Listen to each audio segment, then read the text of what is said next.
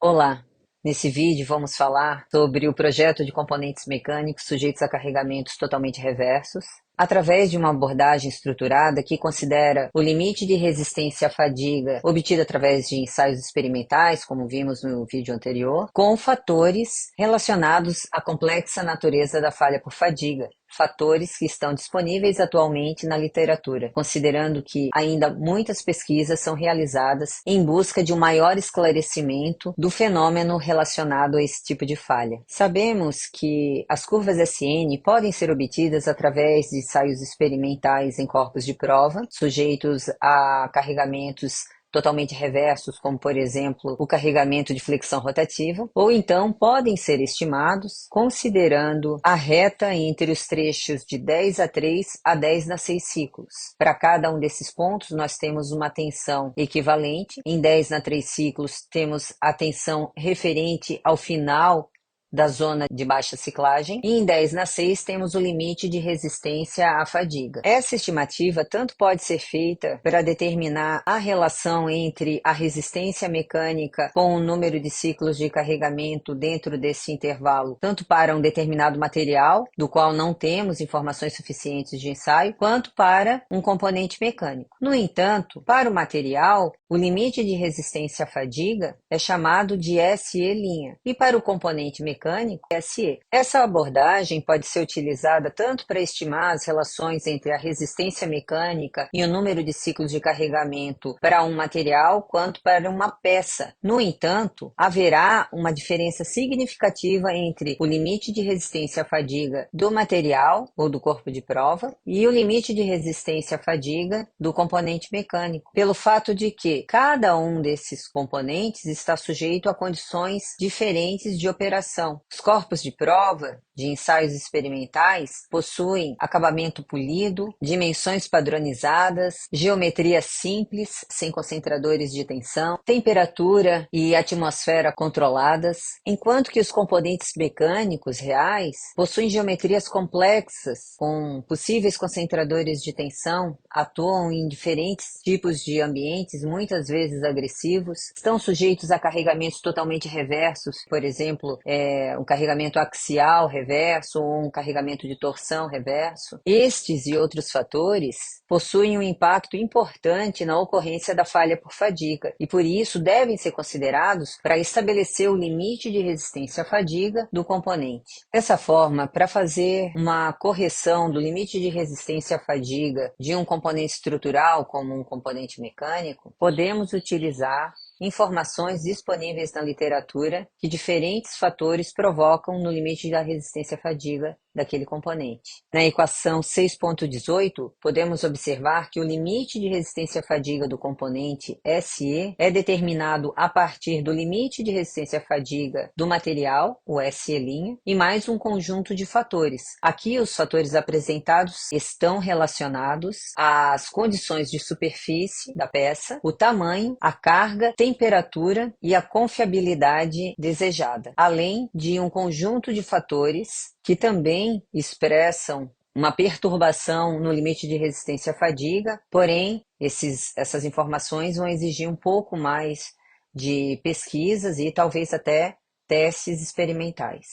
O fator de superfície Ka destaca-se pelo fato de que a fadiga é um fenômeno predominantemente de superfície, pois é nas superfícies onde encontram-se os maiores níveis de tensão responsáveis pelo acúmulo de deformação plástica que dão início a prováveis trincas, levando à falha por fadiga. Dessa forma, o acabamento superficial resultante do processo de fabricação, juntamente com o limite de resistência do material, serão os responsáveis pelo fator de superfície. A equação 6.19 expressa o fator de superfície Ka em função de dois coeficientes apresentados na tabela abaixo, que podem ser determinados a partir do processo de fabricação e também do SUT, que é o limite de resistência à tração do material. Para entender a importância do fator de tamanho, podemos observar na figura 3 eixos de diferentes diâmetros, todos eles sujeitos à mesma intensidade de tensão de flexão. Observe que o eixo que possui maior diâmetro terá uma maior área sujeita a essa magnitude de tensão máxima e, portanto, terá uma chance maior do que os outros eixos de provocar áreas de plastificação concentrada que podem levar à nucleação e propagação de trincas. Portanto, quanto maior for o diâmetro de um eixo, maiores são as chances de que ele sofra falha por fadiga. Para eixos de seção circular em rotação e sujeitos à flexão e torção, podemos utilizar as equações indicadas em 620. Para outros eixos sujeitos a cargas axiais, o fator de tamanho é igual a 1. Para componentes que não possuem seção circular e não estão sob rotação, é possível determinar um diâmetro equivalente com base no volume de material sob tensão acima de 95% da tensão máxima para um mesmo volume na amostra sob flexo-torção. A figura da tabela 6.3 apresenta diferentes seções transversais para componentes que não estão sob rotação, com os seus respectivos diâmetros equivalentes. O fator de carregamento Kc faz o ajuste para o SE de componentes que, diferentes dos corpos de prova, não estão sujeitos à flexão rotativa. Seria o caso dos componentes sob cargas axiais reversas ou ainda torção reversa. Nesse caso, Kc para flexão vai ser igual a 1, para cargas axiais Kc igual a 0,85 e para cargas torsionais reversas igual a 0,59. Assim como os outros fatores, a temperatura tem um grande impacto na resposta em relação à falha por fadiga em componentes mecânicos. Materiais que operam em temperaturas muito abaixo da temperatura ambiente, mesmo sendo de natureza dútil, podem apresentar um comportamento frágil. Já componentes que operam em temperaturas mais altas do que a temperatura ambiente acabam sofrendo uma queda na tensão limite de escoamento e, portanto, ficam mais suscetíveis à falha por fluência. O fator de temperatura Kd é definido pela razão entre o limite de resistência do material à temperatura de operação com o limite de resistência à tração do componente à temperatura ambiente. Dessa forma, na tabela 6.4, podemos observar para diferentes faixas de temperatura os respectivos valores do coeficiente de temperatura Kd. O gráfico dessa figura, apresentado no vídeo anterior, mostra que, para a linha tracejada, nós temos uma razão de proporção entre o limite de resistência à tração do material com o limite de resistência à fadiga de 0,5. Nesse caso, sempre que estimamos o limite de resistência à fadiga de um material como sendo a metade do limite de resistência à tração desse mesmo material, desde que esse limite de resistência à tração esteja abaixo desse valor de aproximadamente 1.400 megapascal, nós estamos considerando uma confiabilidade de 50%. Então, para qualquer outro valor de confiabilidade, nós vamos ter que considerar o desvio padrão relacionado ao espalhamento desses pontos obtidos através de ensaio. Considerando o desvio padrão de 8% para a dispersão dos pontos nesse gráfico, a tabela 6.5 fornece o fator de confiabilidade para diferentes níveis de confiabilidade pretendidas. O fator Kf, na verdade, reserva um espaço na equação para o ajuste do limite de resistência à fadiga de um componente para que possam ser considerados outros fatores também importantes, como esses são dados mais específicos e com menor disponibilidade do que os anteriores, necessitam de pesquisa e testes para sob tensão. Entre os fatores aqui apresentados, podemos destacar o fator relacionado às tensões residuais. São tensões que permanecem numa peça, mesmo quando essa peça não está sob ação de carregamento externo. Essas tensões são provenientes geralmente do processo de fabricação da peça, ou até mesmo do processo de obtenção da matéria-prima. As tensões residuais podem afetar o limite de resistência à fadiga de forma positiva ou negativa. As tensões de compressão dificultam o processo de propagação das trincas e, portanto, são benéficas nesse sentido, pois melhoram as condições de resistência à fadiga, inclusive com o objetivo de promover tensões residuais compressivas. Para melhorar a resistência à fadiga de componentes, são realizadas operações como, por exemplo, o jateamento, também conhecido como shot peening, e processos de conformação a frio, como forjamento ou a laminação. Já as tensões residuais trativas tendem a abrir e facilitar o processo de propagação das trincas, reduzindo dessa forma o limite de resistência à fadiga do componente. Outro fator de destaque aqui é a corrosão. Peças que operam em ambientes corrosivos sofrem perdas na resistência à fadiga. A alteração do estado superficial da peça devido à degradação gradual provocada pela corrosão, atuando juntamente com a variação cíclica de tensão, levará a peça a falhar de forma inevitável à fadiga. E como não há um limite de resistência à fadiga para ser considerado nessas situações, o projetista deverá então minimizar os fatores que afetam a vida em fadiga, como níveis de tensão e propriedades, composição do material, a frequência cíclica e etc. E também minimizar os fatores que intensificam o processo de corrosão. Então, considerando os diferentes fatores responsáveis pela diferença da performance de um corpo de prova em relação a uma peça sujeita a carregamentos totalmente reversos, o limite de resistência à fadiga de uma peça vai ser sempre menor que o limite de resistência à fadiga do corpo de prova, mesmo sendo feitos do mesmo material. Como o escoamento, ou seja, a deformação plástica altamente localizada, pode ser o início de uma falha por fadiga, e como essa condição é favorecida em regiões sujeitas a altas magnitudes de tensão, é importante que o engenheiro esteja atento a todos os locais do projeto com potencial de concentração de tensões. A concentração de tensão pode surgir de diferentes naturezas. Pode ser devido a irregularidades geométricas, que são super comuns em componentes, né? Como por exemplo furos, rebaixos, ressaltos, rasgos de chaveta, etc. Cordões de solda e até mesmo os defeitos geométricos provocados pelos pits de corrosão. Os concentradores de tensão podem ter na matéria-prima, né? Então seriam defeitos metalúrgicos, como por exemplo trincas, porosidades, inclusões, descarbonetação, assim como as condições de superfície, que devido ao processo de fabricação podem implicar em superfícies com rugosidade mais agressiva ou ainda tensões residuais. As tensões residuais podem surgir devido ao processo de soldagem também, e ainda há a chance de que as trincas possam se nuclear em regiões da superfície que sofreram algum tipo de dano, como por exemplo um riscamento por um processo abrasivo de desgaste.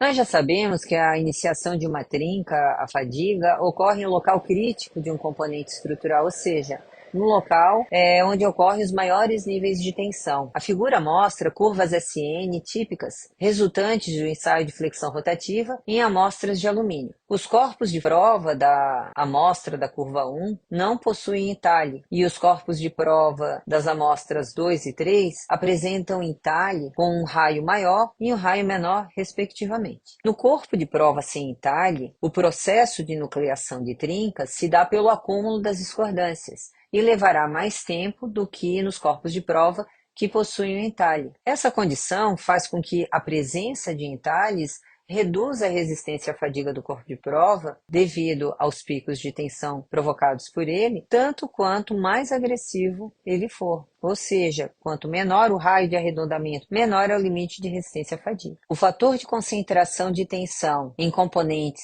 sujeitos à falha por fadiga devem considerar os aspectos relacionados às características do material, as dimensões e geometria do entalhe e o carregamento aplicado no componente. A equação 632 nos mostra que o fator concentrador de tensão em fadiga, Kf, pode ser calculado a partir de um fator Q minúsculo, que representa a sensibilidade ao entalhe e que, por sua vez, está relacionado ao limite de resistência à tração do material da peça e do raio do entalhe, e também do fator Kt, concentrador de tensão, que é determinado a partir de gráficos, como as cartas de Peterson, que dependem da geometria do entalhe e do carregamento aplicado no componente. O fator de concentração de tensão e fadiga deve ser aplicado diretamente à tensão máxima reversa. Dessa forma, teremos para as tensões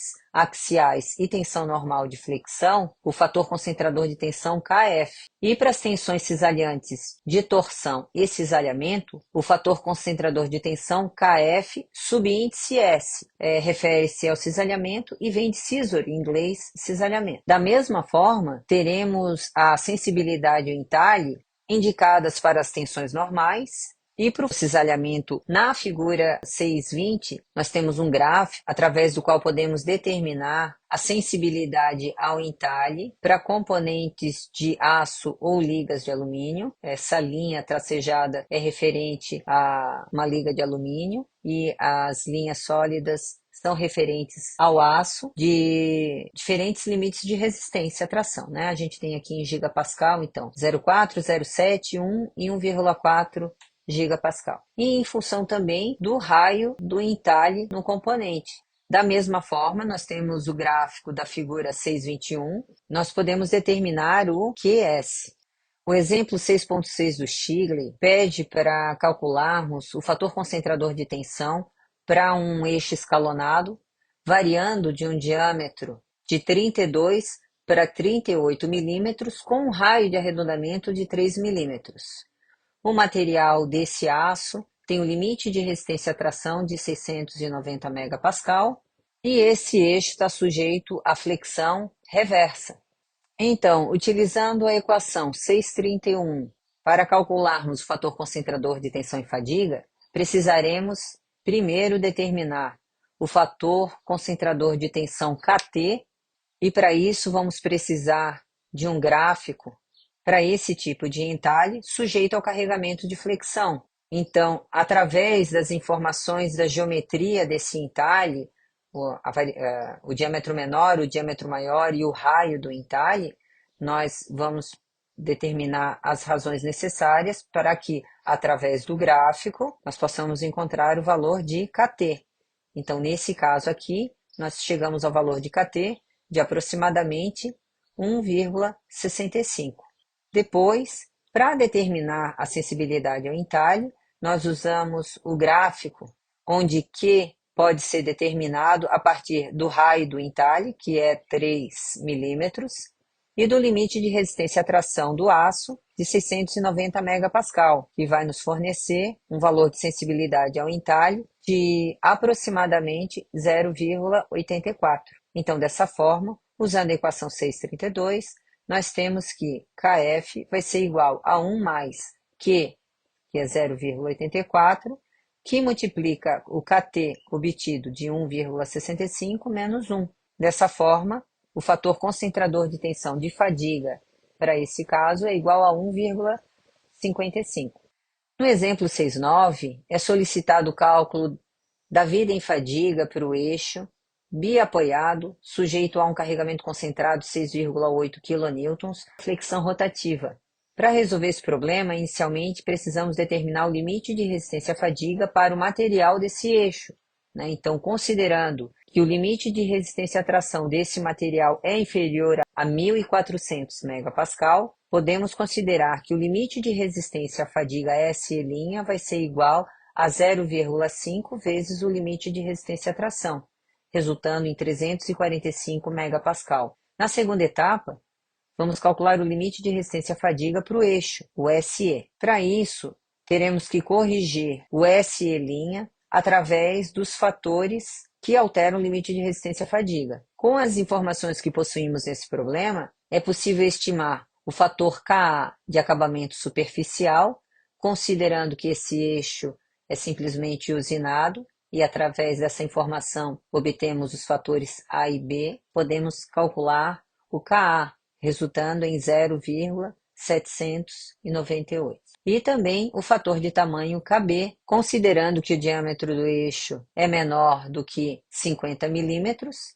e, portanto, podemos usar a equação na forma como está apresentada aqui, resultando em 0,858. Como não temos informação suficiente para determinar os outros fatores, vamos considerar que todos eles são iguais a 1. Dessa forma, o SE vai ser igual a 236 megapascal. Numa outra etapa da solução, vamos determinar o fator concentrador de tensão em fadiga. Esse resultado já foi obtido no exemplo apresentado anteriormente, onde Kf é igual a 1,55. Na etapa 4, nós vamos calcular o momento fletor no ponto B. Embora não seja o local onde o momento fletor é máximo, possui um concentrador de tensão. A tensão de flexão nesse local vai ser maior do que no local de aplicação da carga. Então, calculando o momento fletor em B a partir do produto vetorial entre a força de reação R1 e a distância de 250 milímetros, nós chegamos a MB igual a 695,5 Nm. Na etapa 5, nós podemos calcular a tensão de flexão máxima a partir do momento fletor MB, consideramos o fator concentrador de tensão de fadiga já calculado e também os parâmetros dimensionais desse eixo como um momento de inércia. Dessa forma, fazendo uma simplificação da equação e substituindo os valores já obtidos, nós chegamos à tensão máxima, que é a tensão totalmente reversa de 335,1 megapascal. E finalmente, na etapa 6, vamos calcular o número de ciclos de vida em fadiga para esse componente. Para isso, nós vamos utilizar a equação da reta para o componente, que eu representei aqui graficamente, para deixar bem destacado aqui no problema. Seria essa reta que está em vermelho, a reta que está em preto aqui seria a reta que representa o comportamento do material. Então, lembrando, né, mais uma vez que o limite de resistência à fadiga para o componente é menor que o limite de resistência à fadiga do material. Então, a equação dessa reta ela pode ser obtida através da determinação dos coeficientes da reta para uma escala log-log, que são os coeficientes A e B, que nós já vimos nas aulas do vídeo anterior, que são determinados a partir do limite de resistência à tração do material, do limite de resistência à fadiga do componente e de um fator F, que se refere à fração da resistência à fadiga sobre o limite de resistência à tração do material. Então, uma vez calculado, substituímos A e B na equação da reta e a tensão totalmente reversa é a tensão máxima de flexão provocada pelo carregamento aplicado sobre o eixo. Dessa forma, nós chegamos a N igual a 68 vezes 10 na 3 ciclos, né? Então, isso significa que, para essa configuração de carregamento representado aqui no diagrama para esse eixo, né, considerando as características do material e todas as condições geométricas, para a tensão calculada de 335,1 megapascal, nós teremos a falha por fadiga resultante sobre o eixo no número de ciclos equivalente a 60 mil ciclos. Isso significa que, para a tensão reversa resultante, nós teremos a falha por fadiga ocorrendo no número de ciclos igual a 60 mil ciclos.